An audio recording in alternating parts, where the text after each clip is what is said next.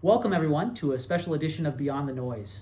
We wanted to take some time today and talk about some of the headlines that we're seeing in the private credit market today, or headlines about the private credit market. There's been a lot of news specific to some of the big private credit players, names like Blue Owl, Blackstone, talking about a couple of different things. We've seen a particular fund with Blue Owl that was reportedly freezing redemptions earlier this year, and that created a lot of concern in the media. And we've also seen, just in the last week or two, a lot of these private credit funds receive elevated redemption requests. So people looking to come out of those funds. And what we wanted to do is to talk about what's going on today, separate fact from fiction, and really address the question, should we be concerned about what's happening here? And are these headlines that are creating such concern in the environment really telling us the reality of what's going on? In classic Beyond the Noise fashion, we want to get beyond the noise of the media and everything that's going on and get down to the facts of what's happening. So, Josh, I think for us to begin, I think it'd be really helpful for you to give us a little bit of a reminder of what private credit is. Thanks, Max. Private credit, as a reminder, it's very simple. We are making loans to private businesses. In fact, it can in some cases be publicly traded businesses, but in most cases it is to businesses that you can't buy on the stock market. So this is a very broad industry, about $2 trillion in size. And what we are going to be specifically focusing in is on what we consider the lower risk or more conservative end of that market. When you are lending money, what's the most important thing? It's not a surprise. It's, are we getting to get paid back? Credit is a unique investment in that it has really one dimension for success, which is that simple fact. Do you get paid back? So there are four major features of private credit that we particularly find attractive. The first of which is investing in what are called senior secured loans. Senior secured loans are the first portion of loans that get paid back in the event of a bankruptcy. Good example, General Motors went bankrupt in 2010. If you own their stock, you got nothing back. If you own their preferred stock, you got nothing back. If you own their bonds, you got 15 to 20 cents on the dollar back. But if you own their senior secured loans, you received 100% of the proceeds back because you were the first person to get paid back, and only after that did the additional creditors get paid. So senior secured is the first thing. Second, most of these loans require a larger amount of equity, or you could think of it as a down payment. So typically for the private credit managers that we work with, they typically will loan 40% of the desired amount and require equity, or you could think of it as a down payment of 60%. So what does that tangibly mean? If you had a $100 million acquisition you're looking to make, we would lend you $40 million, but we would require you to come up with the other 60% in that case. And what that effectively means is that those loans would have to decline in value by 60% before your principal would be impacted in the event of a bankruptcy. Josh, let me add one thing there. I like to think of the analogy of buying a house, right? If we're buying a house and we're putting down 60% and the bank's only loaning 40%, banks are going to be jumping all over that loan because it's a safer loan, right? You've got the more substantial collateral exactly. to cover that. Yep. And that's effectively what we're seeing in the private credit market. Bingo. So that's the second fact. The third area is, in our case, we're typically lending to sizable enterprises that have, call it between $75 million of profits up to maybe $400 million of profits. So this is not your mom and pop pizza shop down the road. These are sizable enterprises. And then the last thing is what we tend to work with are what we would call boring businesses. And yes, you heard me right. We like to lend to companies that are typically on the more stable side of things. So we're not making loans to energy companies. We're not making loans to construction businesses. We're not making loans to automobile sales. We're not lending to things that have a high boom and bust cycle. We're lending to areas that generally, when the market's doing well, they're doing about the same. And when the market's doing poorly, they may get hurt, but they're not going to do that much worse. Those are the kinds of businesses that we lend to. And that's what we would call the more conservative, or at least the lower risk portion of the private credit markets. There are ways that you could invest more aggressively. That is not what we invest in, and that's not what we're going to be focusing on in our conversation today.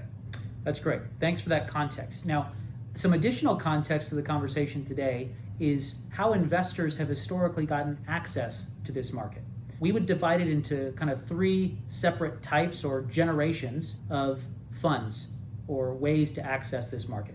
Historically, this has been something that's been reserved for institutional investors, big private investors. Think of them as pension plans, endowments, big insurance companies, or countries, or the ultra wealthy, right? And in order to get access to these investments in the past, we had what we would describe as a fund structure of 1.0. This type of investing, or these types of funds, are called BDCs, business development companies. So BDC 1.0, the first version, was you invest your money as an institutional investor. Normally, a everyday investor could not get access to this type of investment. You had to have minimums of $1 million, $2 million, $5 million, $10 million to get access to this type of investment. And there was no liquidity. You couldn't sell that position. The liquidity was 8 to 10 years down the road, we get you your money back as the whole system wraps up, or the whole fund wraps up. Iteration 2.0, or Generation 2.0, BDC 2.0, was kind of the first step that everyday investors were able to get access to this type of strategy. It was similar to 1.0 in that it had a life that was in that, call it 7 to 10 year range. And in some cases a little bit longer, but it had a fixed life to it. The difference between 1.0 and 2.0 was primarily the fact that they gave everyday investors liquidity. And the liquidity was you could get out every quarter. Now they limited how much you could get out. It was generally 2 to 5% per quarter of the whole fund that they would allow out in any one quarter. But that was 2.0. It had a fixed life, and generally the way that they would wind that up and get their investors their money back was kind of one of three ways. One, they would list on the New York Stock Exchange or merge with a publicly traded company. And at that point, it converts your shares to a publicly traded stock and you can sell. Two, they would look for a buyer of these bonds, of the portfolio, and sell those bonds off.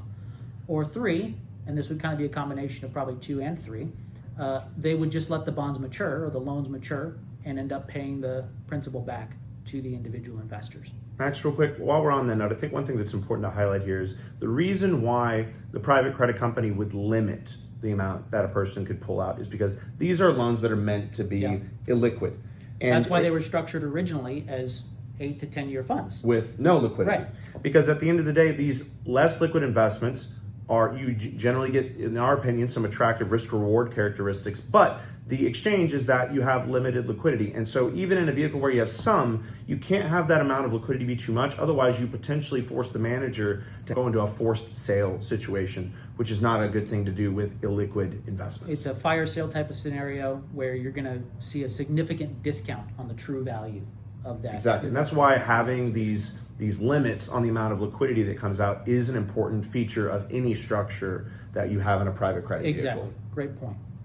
The third generation or third iteration of these private BDC funds is where we are today.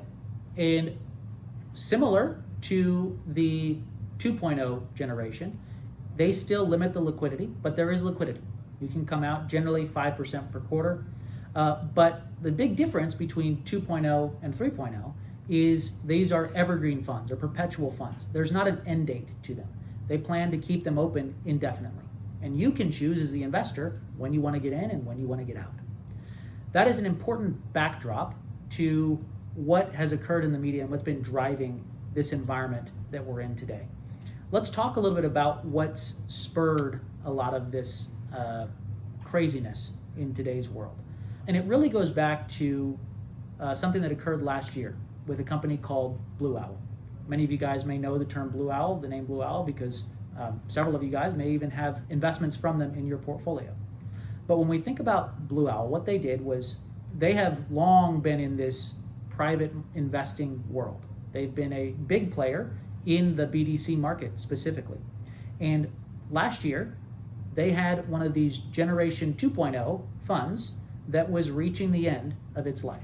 It was in that 8 to 9 year time period, and it was about time to wrap it up.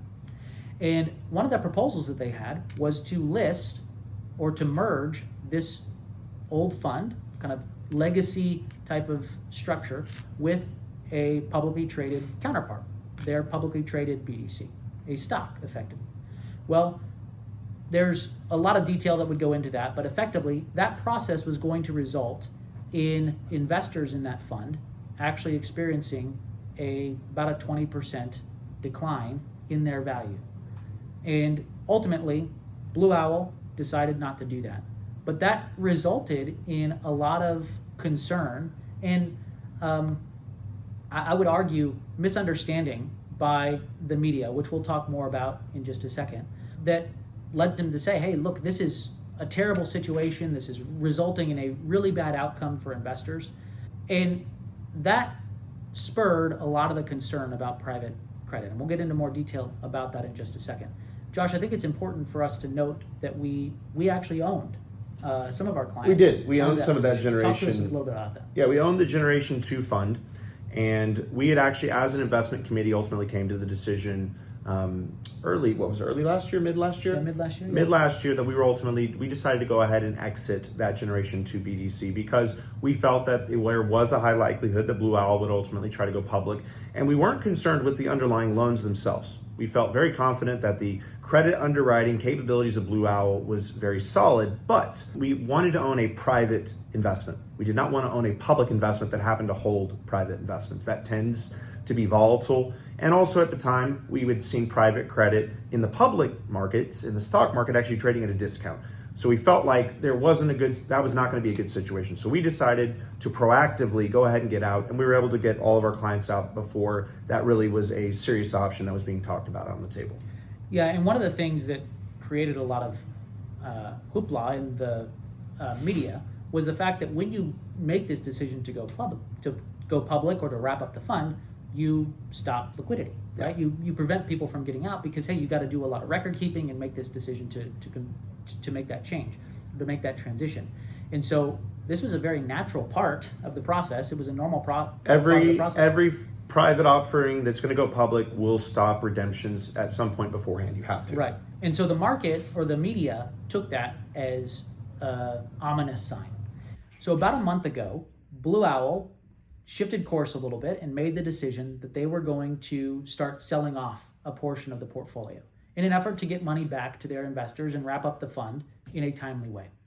And as part of that process, they froze redemptions. Well, the media did not take too kindly to this, and we saw some pretty negative headlines. And let's be real. They were, in my opinion, they were hatchet jobs. So when we look at these headlines, so Blue Owl, and they've publicly made these comments, they actually expected that Wall Street and in general the press would actually find what they were doing incredibly positive. That was what they expected. And we certainly took it positive. And we did too. When we heard what they were doing, honestly, this demonstrates, at least in my mind, an institutional attitude. Because think about this. Blue Owl is managing this, how many billions are in the fund? It's less than $2 billion, call it 1.8 billion. Okay, but still, this is a fund that they are collecting a management fee on. They are getting a incentive fee on. This is a money-making machine for them. So if their goal was just to maximize profits, what's the answer? The answer is, let's let this thing string out as long as we possibly can. Instead, what do they say? They say, we're going to stop the redemption program and we are going to accelerate the return of money to investors with the goal of trying to do that over the next roughly 2 to 2.5 years. Which remember, what are these structures, these funds supposed to do? Pulling out 5% a quarter, maximum 20% a year. Right. So if you let this kind of naturally play itself out, you're looking at least a 5-year time frame for everybody to get fully out of those investments. So they're suggesting, let's accelerate that. What does that mean? Blue Owl will receive less profits from managing this fund. In our minds, it's a great sign. That's a great sign. That in our opinion, is an institutional approach of putting the investor's interest first and being not as focused on the bottom line in your own particular case. Absolutely. Some of the other headlines that we saw too, when you talk about a hatchet job, the headlines were essentially saying, because they're having to sell off this portion of the portfolio, that must be an ominous sign. They're doing it because there's something issues, to hide there's or something there's problems. wrong. And it really couldn't be further from the truth. When you actually look at the underlying quality of that portfolio in particular, it's the underlying metrics of the companies themselves have actually improved.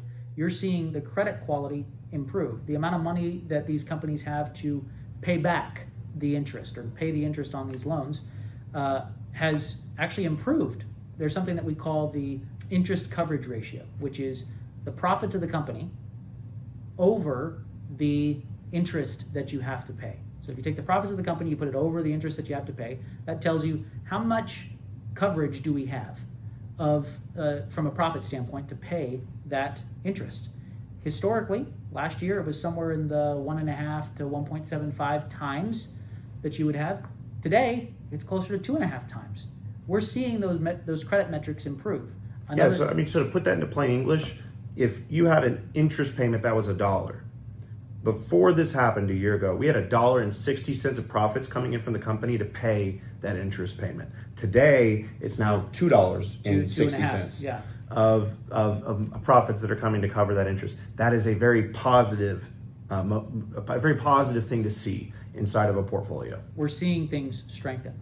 The other factor that a lot of the media is saying, is a big concern, is that this could potentially be a sign that there are rising defaults in the portfolio.